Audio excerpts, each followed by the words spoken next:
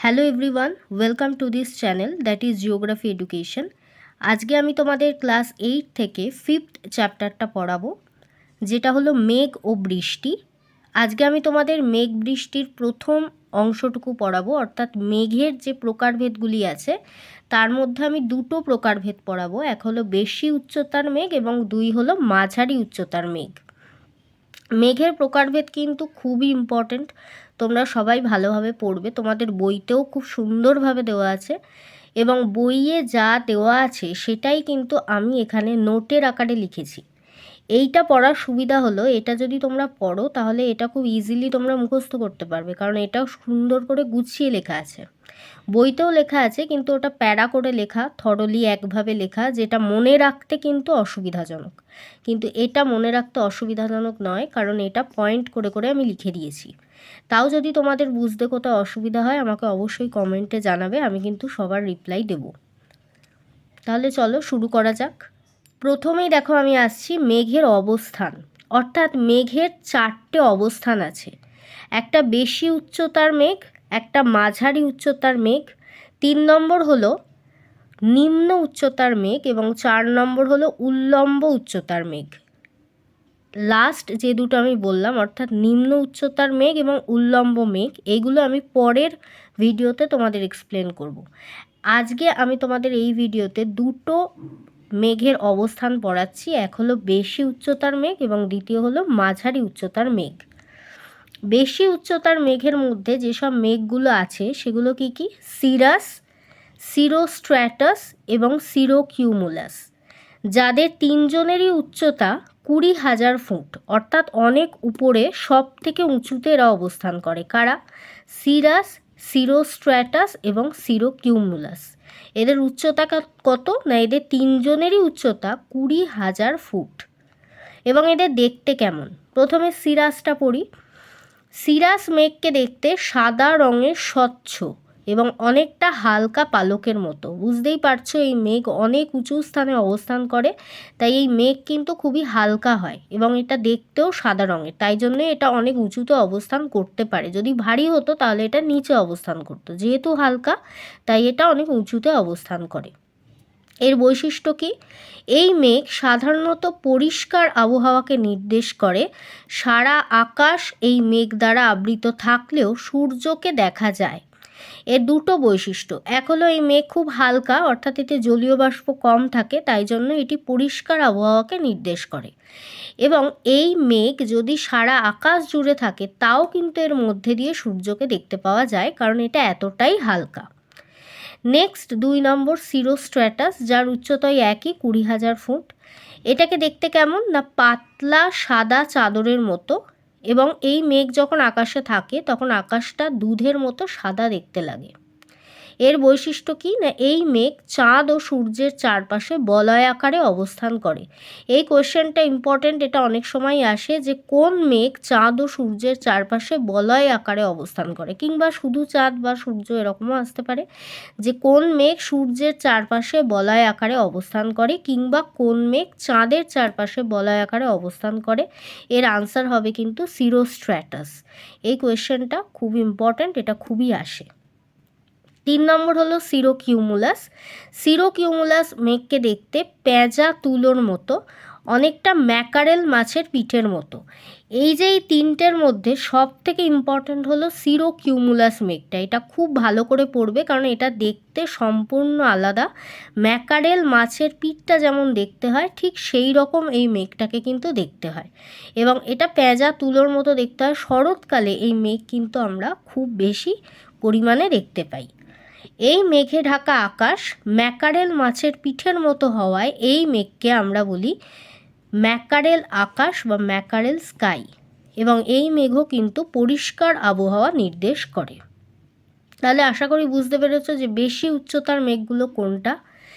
এর যে রিলেটেড কোয়েশ্চেনগুলো এটা আমি পড়ানোর পরে তোমাদের দিয়ে দেবো, সেই কোয়েশ্চেনগুলো তোমরা পড়বে এবং এর আনসার নিজেরা করবে বাড়িতে।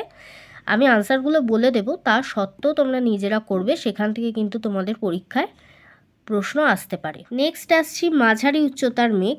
মাঝারি উচ্চতার মেঘ দুটো, অল্টোস্ট্র্যাটাস আর অল্টোকিউমুলাস। যাদের উচ্চতা হলো 6500 ফুট থেকে 20,000 ফুট। সব থেকে বেশি উচ্চতার মেঘ ছিল 20,000 ফুট। এবার মাঝারি উচ্চতার মেঘের কত উচ্চতা? 6500 ফুট থেকে 20,000 ফুট। এই দুটো মেঘই মাঝারি উচ্চতার মেঘ। তাহলে প্রথমে পড়ে নিই অল্টোস্ট্র্যাটাস। অল্টোস্ট্র্যাটাস মেঘটি ধূসর থেকে নীল এই মেঘটি দেখতে হয়, এবং একে দেখতে হয় খানিকটা তন্তুর মতো। তন্তু যেমন দেখতে, ফাইবার্স, ঠিক সেরকম দেখতে হয় এই অল্টোস্ট্র্যাটাস মেঘটি, এবং এর রং হয় ধূসর থেকে নীল। আর এর বৈশিষ্ট্য কী না, এই মেঘের মধ্যে দিয়ে সূর্যকে অনুজ্জ্বল দেখায়। এই মেঘের মধ্যে দিয়ে, যেহেতু এর রংটা ধূসর হয়, তাই এর মধ্যে দিয়ে কিন্তু সূর্যকে স্পষ্ট দেখা যায় না, এবং সূর্যের উজ্জ্বলতাও কিন্তু বোঝা যায় না। 2 নম্বর বৈশিষ্ট্য, সাধারণত এই মেঘ একটানা বৃষ্টিপাতের পূর্বাভাস দেয়। অর্থাৎ এই মেঘ যখন আকাশে দেখা যায় তখন বুঝতে হবে যে এই মেঘ থেকে একটানা অনেকক্ষণ ধরে বৃষ্টিপাত হবে। নেক্সট আসছে অল্টো কিউমুলাস, যার উচ্চতাই একই 6500 থেকে 20,000 ফুট, এবং এটি দেখতে কেমন? চ্যাপ্টা, গোলাকার, সাদা থেকে ধূসর রঙের এই মেঘ ঢেউয়ের মতো অবস্থান করে। এই মেঘের রং কীরকম? সাদা থেকে ধূসর, কখনো সাদা কখনো বা ধূসর, এবং এই মেঘ ঢেউয়ের মতো আকাশে অবস্থান করে। এর বৈশিষ্ট্য, এর ফাঁকে ফাঁকে নীল আকাশ দেখতে পাওয়া যায়। এখানে কোনো বৃষ্টির পূর্বাভাসের কথা বা বৃষ্টি হবেই এই মেঘ থেকে এরকম কোনো কথা বলেনি। তাহলে এখানে ইম্পর্ট্যান্ট অল্টোস্ট্র্যাটাস মেঘটাই বেশি, কারণ এখানে এই কোয়েশ্চেনটা আসতে পারে যে কোন মেঘ একটানা বৃষ্টিপাতের পূর্বাভাস দেয়, তখন বলতে হবে কিন্তু অল্টোস্ট্র্যাটাস মেঘ। তাহলে এখানে অল্টোস্ট্র্যাটাস মেঘটা কিন্তু মাঝারি উচ্চতার মেঘগুলির মধ্যে একটি অন্যতম মেঘের প্রকার। তাহলে রিলেটেড কোয়েশ্চেনগুলো আমরা দেখে নিই। তাহলে রিলেটেড কোয়েশ্চেন্সগুলো কী কী? 1. কোন মেঘ চাঁদ ও সূর্যের চারপাশে বলয় আকারে অবস্থান করে? আমি আগেই বললাম কোন মেঘ চাঁদ ও সূর্যের চারপাশে বলয় আকারে অবস্থান করে। এর আনসার কী হবে? সিরোস্ট্র্যাটাস। সিরোস্ট্র্যাটাস মেঘ কিন্তু চাঁদ ও সূর্যের চারপাশে বলয় আকারে অবস্থান করে। এই কোয়েশ্চেনটা কিন্তু খুব ইম্পর্ট্যান্ট। এর আনসারগুলো তোমরা অবশ্যই বাড়িতে করবে এবং পুরো কথায় আনসারটা লিখবে। পুরো কথায় আনসার না লিখলে কিন্তু তোমরা কোনো রকম নম্বর পাবে না, এবং বানান যেন একেবারে ঠিক হয়। এই নামগুলো বুঝতেই পারছো, মেঘের যে নামগুলো আছে যথেষ্ট কঠিন, তাই বানানগুলো কিন্তু তোমাদের খুব ভালোভাবে মুখস্থ করতে হবে। বানান ভুল হলেও কিন্তু নম্বর একেবারেই কাটা যাবে। 2 নম্বর, কোন মেঘ ম্যাকারেল স্কাই নামে পরিচিত এবং কেন এমন নামকরণ হয়েছে? আমি আগেই বললাম কোন মেঘ ম্যাকারেল স্কাই নামে পরিচিত, কি না সিরোকিউমুলাস। এই মেঘটি ম্যাকারেল স্কাই নামে পরিচিত, এবং কেন এর এরকম নামকরণ হয়েছে না, সিরোকিউমুলাস মেঘে ঢাকা আকাশ ম্যাকারেল মাছের পিঠের মতো দেখতে হওয়ায় সিরোকিউমুলাস মেঘকে ম্যাকারেল আকাশ বা ম্যাকারেল স্কাই বলা হয়। এই রকমভাবে কিন্তু আনসারটা লিখতে হবে। আরেকটা কোয়েশ্চেন দেখো, এইভাবে না এসে কোশ্চেনটা এরমও আসতে পারে যে ম্যাকারেল আকাশ বলতে কি বোঝো, বা ম্যাকারেল আকাশ কি, বা ম্যাকারেল স্কাই কি। এভাবেও কোয়েশ্চেনটা আসতে পারে। এভাবে আসলেও এই একইভাবে আনসারটা লিখতে হবে। আনসারটা একই হবে, কিন্তু কোয়েশ্চেনের ধরনটা আলাদা হতে পারে। 3 নম্বর, কোন মেঘ একটানা বৃষ্টিপাতের পূর্বাভাস দেয়? এর আনসার হবে কি, কোন মেঘ দেয়? অল্টোস্ট্র্যাটাস। অল্টোস্ট্র্যাটাস মেঘ একটানা বৃষ্টিপাতের পূর্বাভাস দেয়। তাহলে এই 3টে কোয়েশ্চেন এখান থেকে খুব ইম্পর্ট্যান্ট। এর পরের ভিডিওতে আমি বাকি মেঘের প্রকারভেদগুলি পড়াবো, এবং এই চ্যাপ্টারের বাকি আরও ভিডিও পরপর আসবে।